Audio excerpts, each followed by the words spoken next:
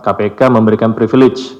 Kemarin saya juga sudah menyampaikan hal tersebut di doorstop bahwa penjadwalan ulang itu mahfum dilakukan di KPK bila memang saksi maupun tersangka ada kendala baik itu kesehatan maupun hal-hal lain yang memang dinilai oleh penyidik itu bisa dilakukan reschedule. Nah, itu saya tidak bisa jawab karena kembali kegiatan penggeledahan ini merupakan domain penyidik. Kapan penyidik mau melakukan penggeledahan, alat bukti apa yang sedang dicari, itu sepenuhnya kewenangan penyidik.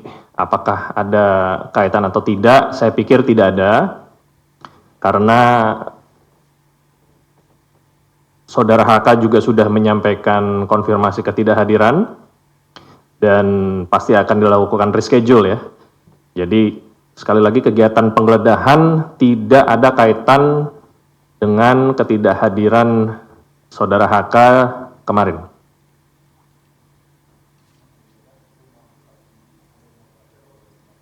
Yang saya ketahui sampai dengan saat ini baru rumah di Bekasi saja. Apakah ada lokasi lain saya belum terinfo. Belum terinfo.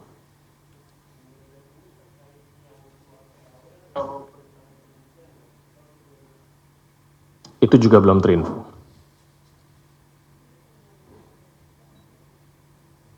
Gimana?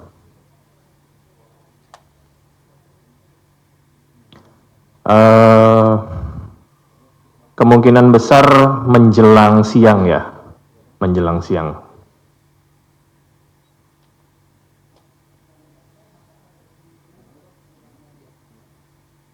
Belum terinfo. Belum terinfo.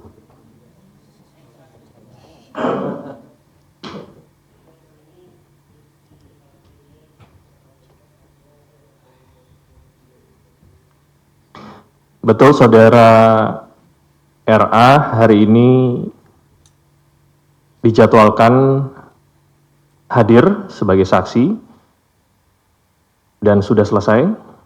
Yang bersangkutan didalami keterangannya terkait pencalonan Saudara HM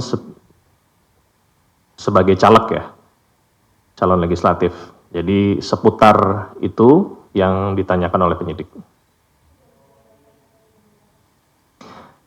Startnya saya kurang terinfo, yang jelas selesainya sebelum pukul 11 siang.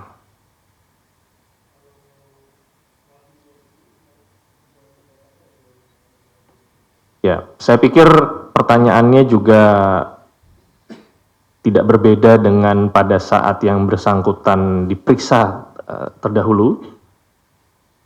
Pengetahuannya bagaimana Saudara HM ini dicalonkan menjadi caleg, lalu hal-hal lain seputar tentunya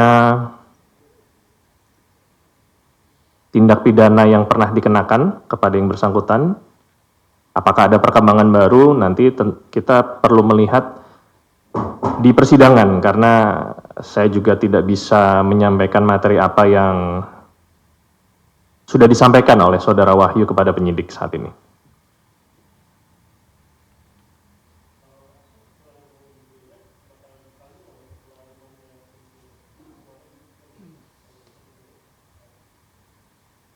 Ya, saya pikir pertanyaan itu sudah terjawab kemarin ya, bahwa yang bersangkutan tidak hadir dan akan di-reschedule. Namun reschedule-nya kapan masih belum bisa disampaikan saat ini.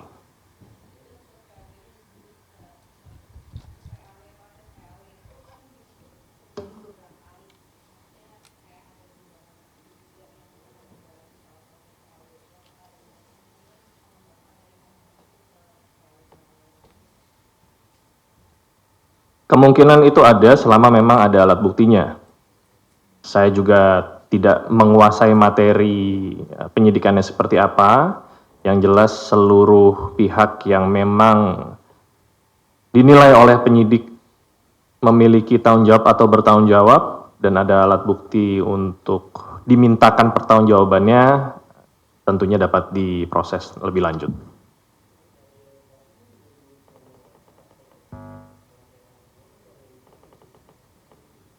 Ya, saya tidak tahu materi penyidikannya seperti apa ya. Kembali, penyidik yang memahami bagaimana konten perkaranya. Kalau seandainya memang apa yang disampaikan Mas Chandra tadi ada alat bukti segala macam, tentunya penyidik bisa melaporkan kepada pimpinan untuk dapat ditindaklanjuti.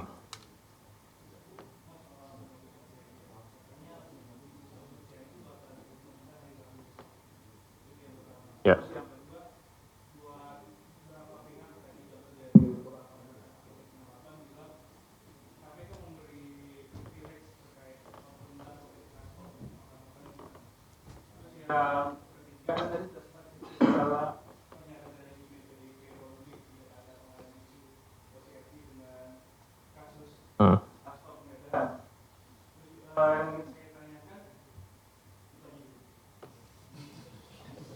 Oke, yang pertama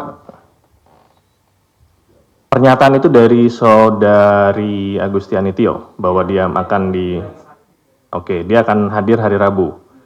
Oke, kemungkinan itu benar, tetapi nanti saya akan konfirmasikan kembali ya sama penyidiknya benar atau tidak.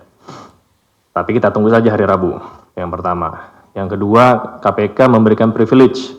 Kemarin saya juga sudah menyampaikan hal tersebut di doorstop bahwa penjadwalan ulang itu mahfum dilakukan di KPK bila memang saksi maupun tersangka ada kendala baik itu kesehatan maupun hal-hal lain yang memang dinilai oleh penyidik itu bisa dilakukan reschedule. Nah, apakah alasan saudara HK ini masuk ke dalam tindakan atau alasan yang patut dan wajar? Saya belum bisa menyampaikan itu. Yang jelas, ada kesempatan pemanggilan atau reschedule kepada saudara HK.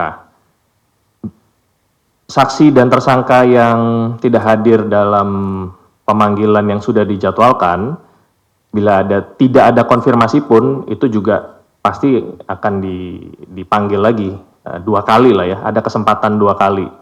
Jadi kita tunggu saja kapan penyidik akan melakukan pemanggilan kepada saudara HK. Dan bila memang yang bersangkutan tidak hadir, tindakan apa yang akan diambil oleh penyidik, nanti kita akan update lagi ke teman-teman jurnalis. Yang ya.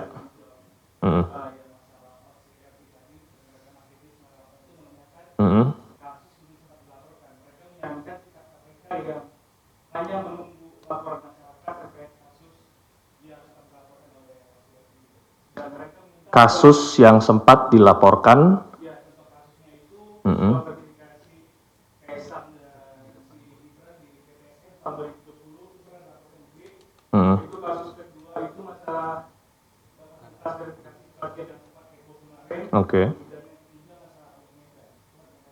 Oke. Ya, sampai dengan saat ini belum ada perkara dimaksud di tahap penyidikan.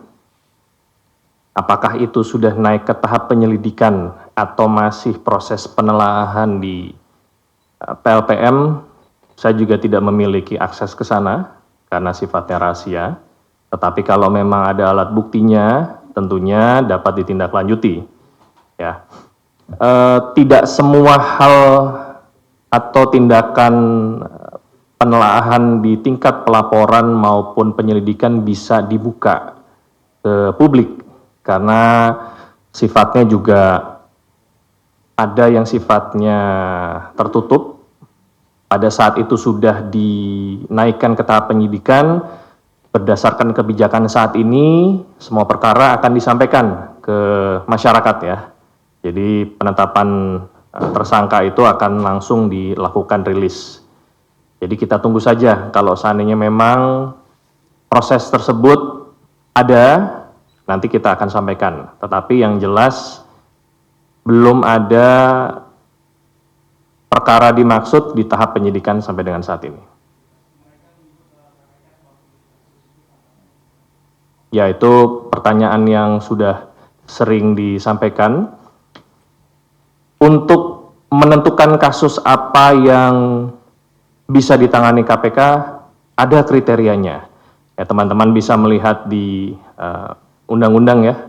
Kriterianya yang pertama kerugian negara minimal 1 miliar. Yang kedua pegawai negeri atau penyelenggara negara.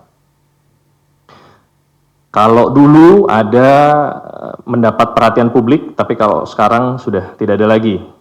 Jadi dua hal tersebut. Nah, apakah perkara yang dilaporkan itu masuk kriteria KPK atau tidak? Itu bisa dilihat. Jadi tidak semua perkara bisa ditangani oleh KPK, itu yang pertama. Yang kedua, apakah alat buktinya sudah cukup atau tidak? Tidak semua perkara yang menurut setiap orang ada tindakannya bisa ditindaklanjuti. Kenapa? Karena kembali lagi dalam menetapkan seseorang menjadi tersangka atau menaikkan perkara itu di KPK, karena KPK sampai dengan saat ini hampir mencapai 100% conviction rate. Kita betul-betul prudent dalam hal keyakinan bahwa orang tersebut diduga keras melakukan tindak pidana yang dituduhkan dan memang alat buktinya benar-benar firm.